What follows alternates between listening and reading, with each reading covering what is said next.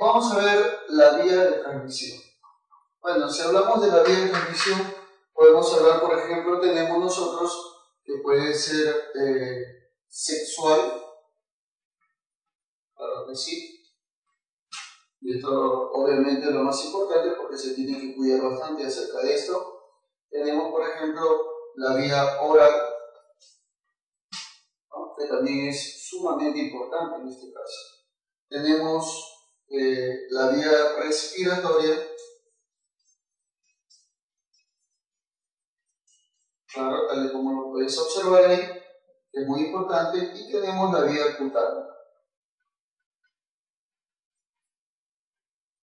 En la vía sexual, lógicamente, esto de acá se va a manifestar por medio de las relaciones sexuales, y tenemos diferentes tipos de enfermedades que se van a transmitir por medio de las relaciones sexuales, ¿no? Tenemos, por ejemplo, el caso del SIDA, el caso del chancro, o el caso, por ejemplo, de la sífilis, ¿no? Entonces, lo vamos a poner la enfermedad.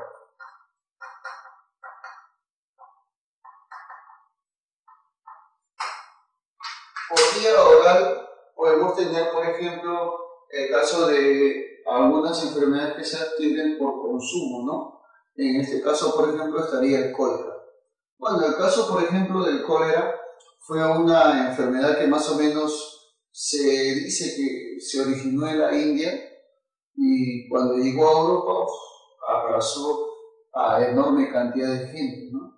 Claro, por ejemplo, en Hungría dice que asesinó a cerca de 300.000 personas, ¿no?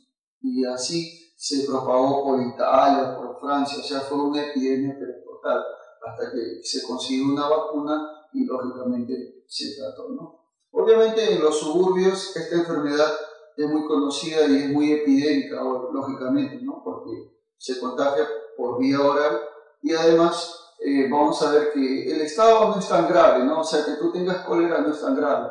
Lo que va a producir en ti, por ejemplo, es una deshidratación, te va a hacer deshidratar, te va a dar una diarrea, o sea, una enorme ganas de ir al baño a cada rato. Y bueno, lógicamente eso va a acompañar de náuseas, vómitos, pero lógicamente al final puede llegar la muerte, pero para un estado grave, ¿no? Por eso que tiene que ser controlada a tiempo, porque imagínate, en menos de 4 horas puedes morirte con cólera, ¿no?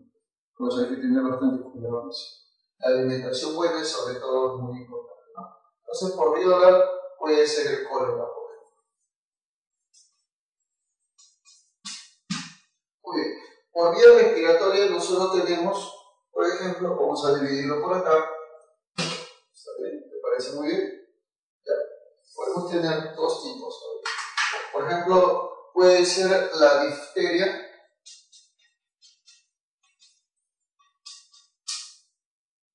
El caso, por ejemplo, de la difteria es una enfermedad respiratoria que obviamente está originado por medio de bacterias que van a ingresar hacia el organismo, ya sea de repente contagio por medio de estornudos, ¿no?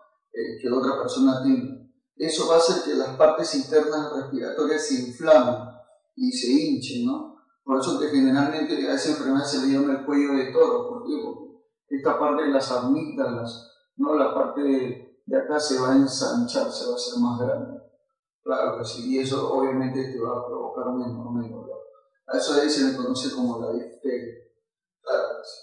Tenemos también, por ejemplo, al sarampión, ¿no? ¿Quién no ha conocido el famoso sarampión? Es una enfermedad que generalmente te ataca en la niñez, ¿no? Por lo que y tenemos, por ejemplo, el caso de, en este caso, la parte cutánea al cual se le va a conocer como el tétano.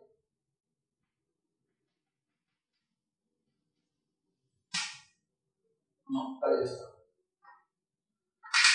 Entonces ya estamos viendo nosotros que la enfermedad cutánea puede ser el tétano. ¿Cómo se origina el tétano? Bueno, cuando tú de repente agarras algo muy filudo y te cortas la piel, entonces ingresa, ¿no? Pero lógicamente eso ha estado oxidado, ¿no? Imagínate un cuchillo oxidado o quizás un clavo oxidado, entonces puede producirte lo que se llama la enfermedad de teta, ¿no? Obviamente fiebres continuas, dolores articulares, entonces se te va a torcer todo el cuerpo y así sucesivamente, ¿no? Es una enfermedad muy grave que obviamente no se le desearía a nadie, ¿no? Claro que sí. Vamos a ver entonces ahora el agente de propagación en cada uno de ellos, ¿no? O sea, tenemos acá entonces el agente que propaga cada uno de ellos.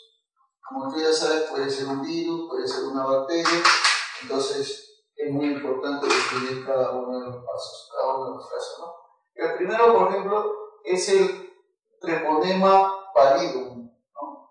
O sea, en el caso de la sífilis, es el treponema pallidum. Claro, sí. El agente productor del cólera es el Vibrio cholerae.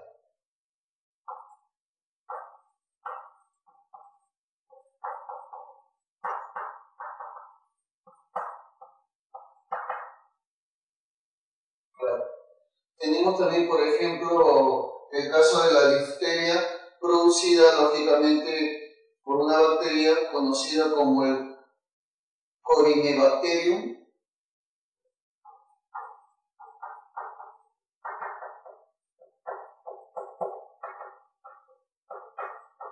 Corynebacterium diphtheriae.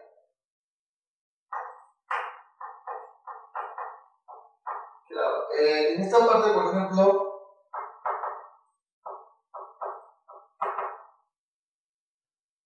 muy bien. Es muy importante, lógicamente, conocer el tipo de bacteria que está atacando para que tú puedas encontrar una vacuna adecuada, ¿no? Claro.